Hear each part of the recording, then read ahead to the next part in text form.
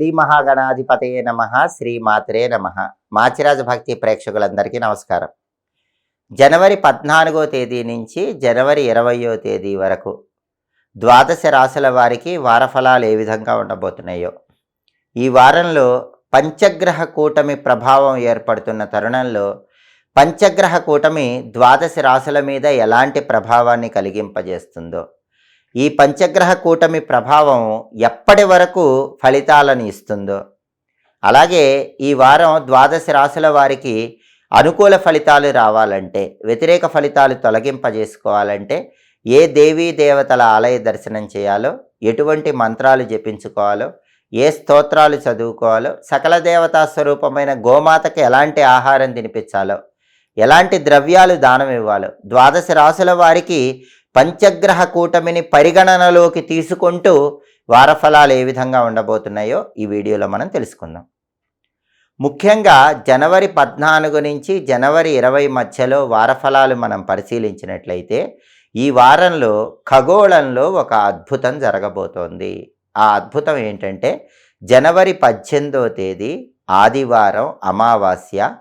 ఆ రోజు సాయంత్రం సరిగ్గా 4:40 ఖగోళంలో చంద్రుడు మకర రాశిలోకి ప్రవేశిస్తున్నాడు.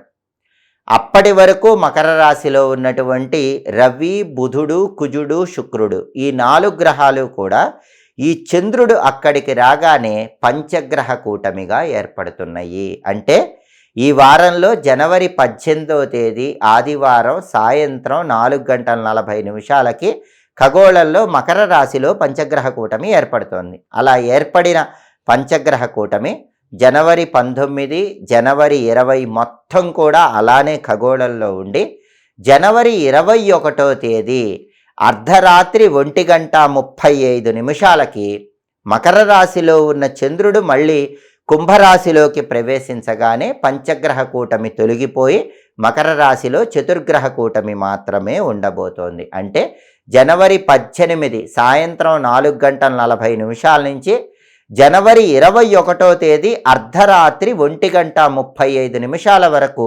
ఖగోళంలో ఉన్నటువంటి పంచగ్రహ కూటమి ద్వాదశ రాశులకి వాళ్ళ రాశి ఫలితాన్ని విశేషంగా ప్రభావితం చేస్తుంది. కాబట్టి ఈ పంచగ్రహ కూటమిని కూడా పరిగణనలోకి తీసుకుంటూ ద్వాదశ రాశుల వారికి ఈ వారం జనవరి 14 నుంచి జనవరి 20 వరకు వారఫలాలు ఏ విధంగా ఉండబోతున్నాయో ఈ వీడియోలో పూర్తిగా తెలుసుకుందాం. తదుపరి కుంభరాశి వాళ్ళకి ఈ వారం వారఫలాలు పరిశీలిస్తే వారఫలాలు చూసేటటువంటి రవి, బుధుడు, కుజుడు, శుక్రుడు ఈ 4 గ్రహాలు కూడా 12వ స్థానంలో సంచారం చేస్తున్నాయి. అంటే చతుర్గ్రహ కూటమిలో ఉన్నాయి. అయితే ఈ వారంలో వచ్చే పంచగ్రహ కూటమిలో చంద్రుడు కూడా 12వ స్థానంలోకి వస్తున్నాడు. అప్పుడు 5 గ్రహాలు 12వ స్థానంలో ఉంటున్నాయి. పంచగ్రహ కూటమి పూర్తి కాగానే చంద్రుడు వెళ్ళిపోయి రవి, బుధుడు, కుజుడు, శుక్రుడు ఈ 4 గ్రహాలు 12వ స్థానంలో ఉంటున్నాయి. పంచగ్రహ కూటమి ఉన్నప్పుడు కానీ చతుర్గ్రహ కూటమి ఉన్నప్పుడు కానీ కుంభరాశి వాళ్ళకి ఈ వారం గ్రహాల అనుకూలత తక్కువగా ఉంది. ఎందుకంటే గ్రహాలన్నీ కూడా వ్యయస్థానంలో 12వ స్థానంలో ఉన్నాయి. 12వ స్థానంలో గ్రహాలు ఉన్నప్పుడు వ్యతిరేక ఫలితాలు ఉంటాయని జ్యోతిష శాస్త్రంలో చెప్పారు. కాబట్టి ప్రత్యేకమైన పరిహారాలు చేసుకోవటం ద్వారా ఈ గ్రహాలు ఇచ్చే వ్యతిరేక ఫలితాల నుంచి కుంభరాశి వాళ్ళు సులభంగా బయటపడవచ్చు. రవి 12వ స్థానంలో ఉండటం వల్ల ఆఫీసులో పాలిటిక్స్ ఎక్కువ ఉంటాయి. రహస్య శత్రువులు పెరుగుతారు. మీ వెనక గోతులు తీసేవాళ్ళు పెరుగుతారు. అలాంటి వ్యక్తుల విషయంలో జాగ్రత్తగా ఉండాలి. మీరు ఆఫీసులో ఎంత హార్డ్ వర్క్ చేసినా క్రెడిట్ వేరే వాళ్ళకి వెళ్ళిపోతూ ఉంటుంది. రవి 12వ స్థానంలో ఉన్నాడు కాబట్టి ఈ రకమైన ఫలితాలు కనిపిస్తూ ఉంటాయి. అలాగే బుధుడు కూడా 12వ స్థానంలో ఉండటం వల్ల విద్యార్థులు ఎంత హార్డ్ వర్క్ చేసినా సరే అనుకున్న ర్యాంకులు కాకుండా కొంచెం తక్కువ ర్యాంకులు వస్తూ ఉంటాయి. నిరుద్యోగులు ఎంత బాగా ప్రిపేర్ అయ్యి ఇంటర్వ్యూకి వెళ్ళినా ఇంటర్వ్యూలో లాస్ట్ రౌండ్లో మిస్ అయిపోయే అవకాశం ఉంది. కొత్త జాబ్ రావడం కష్టంగా ఉంటుంది. వ్యాపారస్తులు ఎంత బాగా వ్యాపారం చేసినా ఊహించిన దానికంటే లాభం తక్కువగా వస్తూ ఉంటుంది. విద్యారంగం, ఉద్యోగ రంగం, వ్యాపార రంగంలో బుధుడు 12వ స్థానంలో ఉండటం వల్ల అంతగా అనుకూల ఫలితాలు ఉండవు. అలాగే కుజుడు 12వ స్థానంలో ఉండటం వల్ల అంతర్గత శత్రువులు, బహిర్గత శత్రువులు ఎక్కువగా ఉంటారు. వృధా ఖర్చులు ఎక్కువగా ఉంటాయి. రియల్ ఎస్టేట్ అంత గొప్పగా ఉండదు. సోదరులతో గొడవలయ్యే అవకాశం ఉంది. బ్యాంకు లోన్లు శాంక్షన్ కావటం కూడా కొంచెం కష్టంగానే ఉంటుంది. ఈ వారం 12లో కుజుడు ఉండటం వల్ల శత్రువులు, ఖర్చులు ఈ సమస్యలనే ఉంటాయి. అలాగే శుక్రుడు 12వ స్థానంలో ఉండటం వల్ల భార్యాభర్తలు జాగ్రత్తగా మాట్లాడుకోకపోతే చిన్న చిన్న విభేదాభిప్రాయాలు వస్తూ ఉంటాయి. సినిమా, టీవీ రంగాల్లో, సంగీత, నాట్య రంగాల్లో కూడా అవకాశాలు అందిపుచ్చుకోవటం ఆలస్యం అవుతూ ఉంటుంది. టెక్స్టైలు, లేడీస్ ఎంపోరియం, బొటిక్ లాంటి వ్యాపారాలు చేసే వాళ్ళకు కూడా వ్యాపారాల్లో లాభం రావటం కొంచెం కష్టంగానే ఉంటుంది.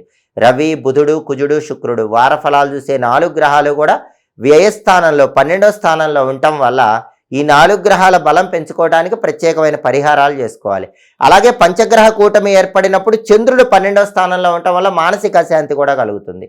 తల్లి వైపు బంధువులతో విభేదాభిప్రాయాలు, తల్లిగారి ఆరోగ్యం పట్ల కొద్దిగా ఇబ్బందికర పరిస్థితులు ఇలాంటివి కూడా కనిపిస్తూ ఉంటాయి. పంచగ్రహ కూటమి తొలగిపోగానే చతుర్గ్రహ కూటమిలో 4 గ్రహాలు వ్యతిరేకంగా ఉన్నాయి. కాబట్టి ఈ గ్రహాలకు సంబంధించిన పరిహారాలు చేసుకుంటే కుంభరాశి వాళ్ళకి ఈ వారం వ్యతిరేక ఫలితాలు తొలగిపోయి అనుకూల ఫలితాలు పొందవచ్చు. కాబట్టి రవి, బుధుడు, కుజుడు, శుక్రుడు ఈ 4 గ్రహాలు యోగించాలంటే నానబెట్టిన గోధుమలు, నానబెట్టిన పెసలు, నానబెట్టిన కందులు, నానబెట్టిన బొబ్బర్లు గోమాతకు తినిపించాలి. కేజింబావు గోధుమలు, కేజింబావు పెసలు, కేజింబావు కందులు, కేజింబావు బొబ్బర్లు బ్రాహ్మణుడికి దానం ఇవ్వాలి. రవి, బుధుడు, కుజుడు ఈ 3 గ్రహాలు ఏకకాలంలో యోగించాలంటే నరసింహస్వామి ఆలయ దర్శనం చేయాలి. సుదర్శన మంత్రం చదువుకోవాలి.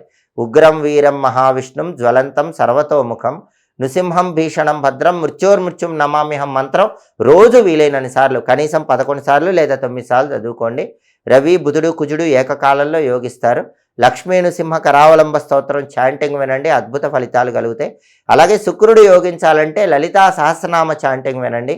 శ్రీమాత్రే నమః అనే మంత్రాన్ని రోజు 21 సార్లు చదువుకోండి. అప్పుడు శుక్రుడు కూడా యోగిస్తాడు.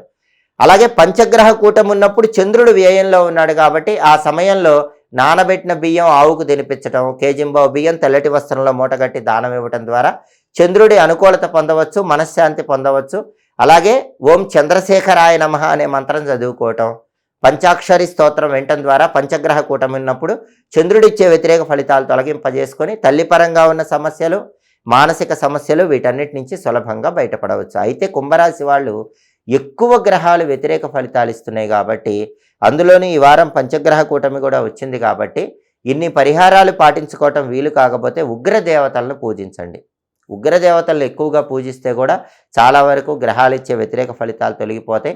అందుకే వీలైతే ఒక్కసారి కాళికా అమ్మవారి ఆలయ దర్శనం ఈ వారంలో చేసుకొని కాళికా అమ్మవారికి నిమ్మకాయల దండ సమర్పించడం, కాళికా అమ్మవారి ఆలయ ప్రాంగణంలో నిమ్మదీపాలు వెలిగించడం ద్వారా కూడా చాలా వరకు వ్యతిరేక ఫలితాలన్నీ తొలగింపజేసుకొని అనుకూల ఫలితాలు పొందవచ్చు.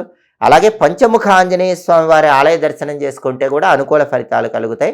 పంచముఖ ఆంజనేయ స్వామి వారి ఆలయంలో 41 ప్రదక్షిణలు చేసినా కూడా కుంభరాశి వాళ్ళు వ్యతిరేక ఫలితాల నుంచి బయటపడవచ్చు. దాంతోపాటు కాలభైరవుణ్ణి దర్శనం చేసుకోవటం, కాలభైరవాష్టకం వినటం, కాలభైరవ ఆలయంలో జలాభిషేకం చేయించుకోవటం, కాలభైరవుడికి మారేడు దళాలతో అర్చన చేయించుకోవటం, ఇలా ఉగ్రదేవతలను ఎక్కువగా పూజించినా కూడా కుంభరాశి వాళ్ళు చతుర్గ్రహ కూటమి, పంచగ్రహ కూటమి వల్ల వచ్చే వ్యతిరేక ఫలితాలు తొలగింపజేసుకొని ఈ వారం మొత్తం అనుకూల ఫలితాలు అందిపుచ్చుకోవచ్చు.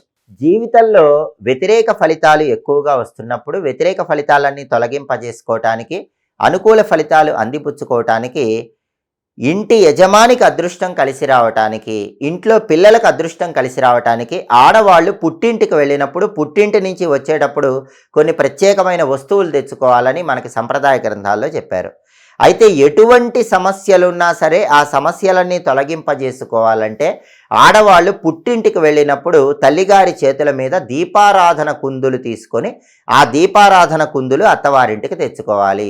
తల్లి చేతుల మీదుగా తీసుకున్న దీపారాధన కుందుల్లో 41 రోజుల పాటు ప్రదోష కాలంలో అంటే సాయంకాలం పూట 5 గంటల 15 నిమిషాల నుంచి 5 గంటల 45 నిమిషాల మధ్య ప్రాంతంలో పూజ గదిలో ఆవు నెయ్యితో దీపారాధన చేసినట్లయితే 41 రోజులు పూర్తయిపోయిన తర్వాత అష్టలక్ష్ముల అనుగ్రహం కలుగుతుంది. కుటుంబంలో యజమానికి అదృష్టం బాగా కలిసి వస్తుంది, పిల్లలకు అదృష్టం బాగా కలిసి వస్తుంది, కుటుంబంలో అందరూ కూడా జీవితంలో ఉన్నత స్థాయికి ఎదగగలుగుతారు. కాబట్టి ఆడవాళ్ళు ఎప్పుడైనా సరే పుట్టింటికి వెళ్ళినప్పుడు కష్టాలు ఎక్కువగా ఉంటే వాటన్నిటి నుంచి బయటపడాలంటే మీ తల్లిగారి చేతుల మీదుగా దీపారాధన కుందులు తీసుకొని మీ ఇంటికి వచ్చి 41 రోజులు ఆ కుందుల్లో దీపం పెట్టండి. అద్భుతమైన ఫలితాలు కలుగుతాయి. అది కూడా ఆవు నెయ్యి దీపాన్ని వెలిగించండి. ఒకవేళ పెళ్లి కావలసిన అమ్మాయిలు ఉంటే తల్లి చేతుల మీదుగా దీపారాధన కుందులు తీసుకొని 41 రోజులు ఇంట్లో దీపం ఆవు నెయ్యితో పెడితే మనసుకు నచ్చిన వ్యక్తిని జీవిత భాగస్వామిగా పొందవచ్చు.